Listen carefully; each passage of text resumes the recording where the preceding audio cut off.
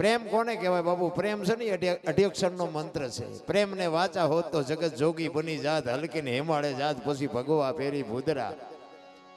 કોકના ઘરમાં ભડકા કરવા એને પ્રેમ નો કહેવાય, એ વેમ છે. પ્રેમમાં તો મારા નાથને પ્રગટ થવું પડે, ઈશ્વરને તમારી ઝૂંપડીએ આવવું પડે. એક દુર્યોધનના 32 ભાતના ભોજન મૂકી અને વિદુરની ભાજી ખાવા જતો હોય તો આનું નામ પ્રેમ. અખિલ બ્રહ્માંડના માલિકને શું તૂટો હોય કે ભાજી ખાવા જાય?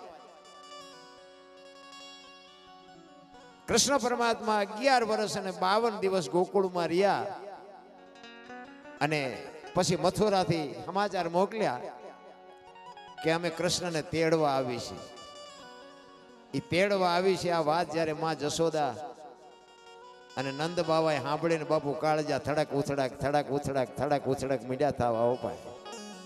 અમારો લાલો વિયો જશે, અમારો લાલો વિયો જશે. ધીરે ધીરે ધીરે ધીરે ધીરે આખા ગોકુળમાં વાત માંડણી ફેલાવા. કૃષ્ણને તેડવા આવે છે, કૃષ્ણને તેડવા આવે છે. એ ગોપીઓ મંડી ગાંડી થાવા. ગાયું ખડ નથી ખાતી, કૂતરા ભાવવા મંડી ગયા, રોટલો નથી ખાતા. બાપુ પ્રેમ કેવડો કર્યો છે.